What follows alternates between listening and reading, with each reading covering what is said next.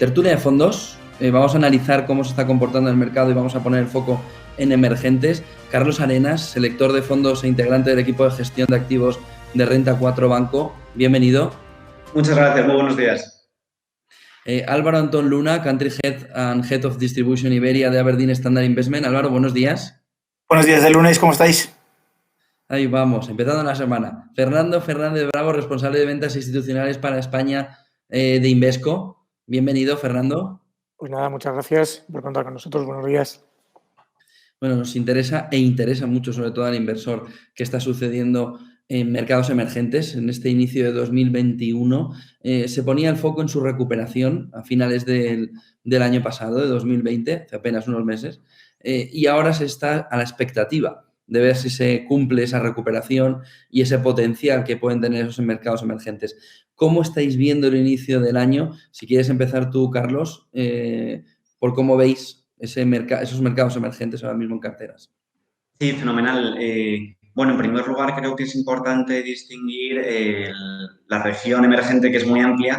Nosotros estamos desde Renta 4 principalmente positivos en la región asiática, ¿no? No todos los emergentes son iguales.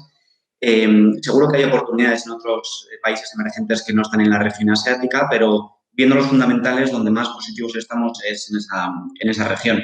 El hecho de que en el 2020 haya sido China uno de los poquísimos países con crecimiento positivo, pues desde luego hace que los fundamentales nos deben estar más posicionados en esa región.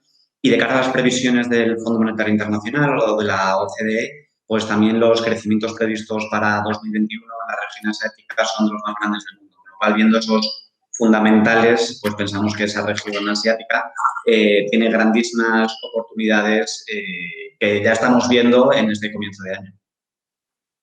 Álvaro, ¿cómo lo ves, Álvaro? Bueno, nosotros la verdad es que lo vemos muy parecido a... ¿Se oye con eco o no? A lo mejor Sí, o soy yo. Un poco de reverberación, sí. A lo mejor tenemos quizá que ponernos en mute cada vez que... No lo sé, pero vamos. Nosotros también lo vemos muy bien. En efecto, yo creo que, como decía Carlos, no todos los emergentes son iguales. Latinoamérica está mucho más impactado por las materias primas, que el año pasado han sufrido mucho más, y toda la parte asiática. Hombre, yo creo que toda la parte asiática hay que destacar bueno, yo creo que lo vimos en la carrera, que es FIFO, ¿no? First in, first out. Van a ser los primeros o han sido los primeros en entrar en esta crisis pandémica, y van a ser los primeros en salir. De hecho, como hablaba Carlos, y por ponerle cascabel al gato, si el mundo va a crecer aproximadamente un 5%, China va a crecer aproximadamente un 10%, y toda la región asiática también, ¿no? Yo creo que la región asiática es más fuerte. No debemos olvidarnos de Latinoamérica, porque va a haber esa reinflación de la que todo el mundo habla, va a venir mucho por la parte de materias primas, y ese va a ser el efecto, ¿no? Pero nosotros lo vemos bien desde todos los puntos, desde los fundamentales, porque China ya vuela solo, que es uno de los efectos que nos podía preocupar o no.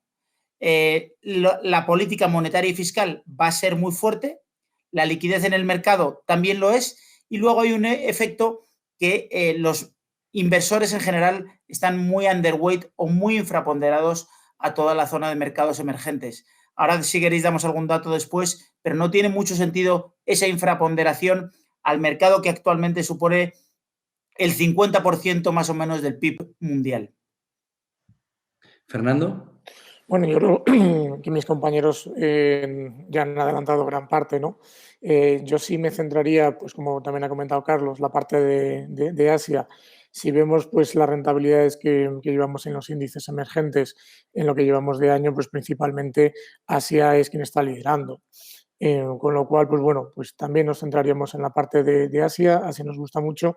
Y por añadir algún dato más de lo que han comentado pues mis compañeros, no es solo pues lo que pueda crecer este 2021 o 2022, es que si vemos los datos del Fondo Monetario Internacional en el año 2024, las economías desarrolladas van a crecer a tasas del 1,5%, mientras que los emergentes, y sobre todo Asia, van a crecer por encima del 5%. Hablamos de India, hablamos de China, la zona ASEAN, con lo cual, pues bueno, cuando hablamos de emergentes no es pues una historia a corto plazo, sino que, bueno, pues vemos que los crecimientos en los próximos 5 o 10 años van a ser esos países los que van a liderar el crecimiento a nivel mundial. Fernando, ¿y ves renta fija o renta variable en ese mercado? O en ese Pues área. bueno, en general vemos los dos. En renta fija, una de las cuestiones yo creo que podemos debatir es el tema del dólar. La debilidad del dólar, pues lógicamente está ayudando pues a las economías emergentes. Cuando hablamos, por ejemplo, pues ya de sus bonos, pues también hay que tener en cuenta el carry, es decir, la rentabilidad que nos están dando los bonos investment grade o high yield en las economías desarrolladas. Si lo comparamos pues con los bonos emergentes, sobre todo pues la parte de China, que está dando pues rentabilidades en dólares por encima del 7%, pues creemos que es un mercado pues a tener muy en cuenta. Y cuando también hablamos, por ejemplo, a la hora de invertir, hay que mirar pues cuál es la tasa de default, ¿no? La tasa de quiebra, y estamos viendo pues que la tasa de quiebra de bonos chinos investment grade pues es inferior o más o menos de máximo como lo puede ser un investment grade americano, ¿no? Con lo cual la tasa de quiebra no es superior, con lo cual es un dato también muy importante a tener en cuenta a la hora de invertir. Álvaro.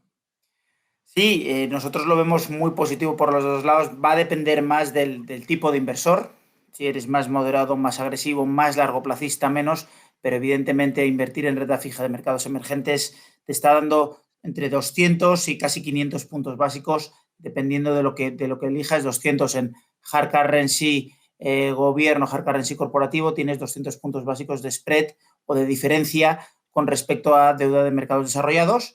Y si te vas a bonos de divisa local, de local currency, estás hablando de casi 500 puntos básicos de spread, con lo cual, hombre, el atractivo es muy interesante cuando tienes 16 trillones al otro lado del mundo en rentabilidades negativas, con lo cual la renta fija, desde luego, debería ser una posibilidad. Además, como decía Fernando, no solo los defaults son mucho menores, sino que es que la deuda de las compañías es la mitad aproximadamente. Si comparas las corporaciones de Estados Unidos con las de mercados emergentes, estamos hablando de mitad de deuda de las compañías. Y si hablamos de países, a día de hoy, los famosos criterios de Maastricht solo lo cumplen hoy los mercados emergentes, es decir, que tienen mucha menos deuda, están mucho menos apalancados y luego están mucho más afectadas por toda la liquidez y estímulos que además todos los bancos centrales tienen esa posibilidad de empujar.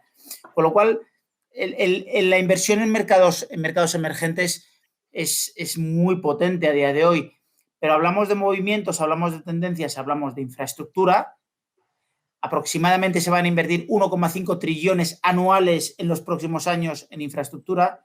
Estamos pensando que el 80% de los nuevos billionaires, todos van a estar en la región de mercados emergentes. Es decir, los nuevos ricos ya no se van a producir más en mercados desarrollados. Entonces, son una serie de tendencias que son prácticamente imparables y son las que ya se vivieron en mercados desarrollados, con lo cual, como decía antes, y por dar ese dato que a mí me sorprende muchísimo, en GDP son el 50% aproximadamente. Mercados desarrollados 50%, mercados emergentes 50%. En market cap son 90%, mercados desarrollados solo 13%, mercados emergentes. El número de compañías es aproximadamente 50-50. Y sin embargo, los clientes solo tienen un 10% alocado a mercados emergentes, con lo cual poco a poco hay que ir pasando a esa parte de mercados emergentes, ir alocando más a mercados emergentes. Carlos, ¿cómo lo ves? Sí, yo creo que el análisis que han realizado tanto Fernando como Álvaro es muy interesante. Por empezar por esto último que comentaba Álvaro, es verdad que, claro, el incremento de peso de los mercados emergentes en la economía mundial hace que la indexación, los índices tengan que aumentar también el peso en esta región y, como consecuencia, pues todos los productos indexados, tanto en renta variable como en renta fija. En renta fija, pues China resulta que ya es el segundo mercado de renta fija por detrás de Estados Unidos, por delante de Japón, salvo si juntamos toda la Unión Europea.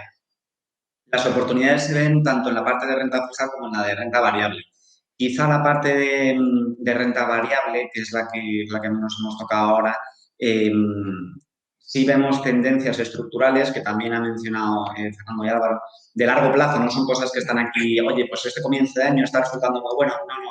No. Es que son tendencias que están para quedarse porque es que la grandísima población que tiene el acceso de una clase media a bienes y servicios que antes no podía disponer, de salud, de consumo, ¿no? El ejemplo de China, cómo la economía china viene muy impulsada por ese consumo interno y toda esa clase media creciente que tiene acceso a unos bienes y servicios de los que antes pues no podía, ¿no? Y en renta fija también vemos las diferencias entre divisa local y hard currency, como la yield de divisa local puede ser un poco más atractiva, pero también hay que tener en cuenta el tipo de inversor, a qué riesgo y qué volatilidades está dispuesto a asumir. No es lo mismo un tipo de inversor que otro. Entonces, en ese sentido, combinar renta fija y qué tipo de renta fija con renta variable y qué tipo de renta variable es lo que va a garantizar la tranquilidad y la correcta alocación del inversor en estos mercados. Álvaro, ¿cómo veis India? Porque nos preguntan y se está moviendo muchísimo alrededor de si es la oportunidad en 2021. ¿Cómo lo veis desde Aberdeen Standard Investment? Pues mira, con India nos llevamos una sorpresa, yo creo que en general todo es negativa en el año, finales del año 2019 y durante el año 2020. Ya el 2020 ha sido más afectados por la pandemia, pero para nosotros India es una de las regiones que más nos gusta. Mantenemos una sobreponderación tanto por la renta variable como por la renta fija. Pensamos que India, simplemente por cultura, porque al final fue una colonia inglesa, por lo que han ido haciendo y por cómo se han desarrollado y por su forma de hacer mucho más cauta las cosas, es uno de los mercados que más nos gusta. Estaba muy vapuleado en términos de valoración y debería darse la vuelta de forma positiva. Por la parte de renta fija te está pagando un yield de aproximadamente el 6%, 5 y pico, 6%, que es muy potente desde un punto de vista de un rating de mercado muy elevado. Se posicionará como la tercera potencia mundial después de Estados Unidos y China. En algún momento entre los año 2040-2050, y la verdad es que a nosotros es una de las regiones que más nos gusta. India siempre ha sido los tecnológicos, los ideadores dentro de esa zona asiática, mientras que China era más bien el productor, y la verdad es que lo deberíamos ver darse la vuelta. Como digo, sistema muy cauto, gente muy preparada y luego muchísimo apoyo del gobierno por la parte de Modi, donde hemos visto un plan de infraestructuras espectacular y donde hemos visto un plan de estímulos muy fuerte. Algún problema ha tenido, pero vamos, deberíamos verlo muy positivamente. En renta variable, dentro de un índice asiático, debería pesarte aproximadamente un 10% más o menos. Fernando. Bueno, India también nos gusta en Invesco, principalmente, bueno, es la historia de una población en la que gran parte de la población no vive en las grandes ciudades, sino que vive en las zonas rurales, con lo cual, pues toda la emigración que se está viendo, pues de estas zonas rurales hacia ciudades, no a las grandes ciudades, sino también ciudades como se denominan, pues de Tier 2, es decir, son ciudades que, por ejemplo, pues para España, ¿no? Pues ciudades de 3, 5 millones, que serían ciudades muy grandes, pues para ellos son ciudades medianas.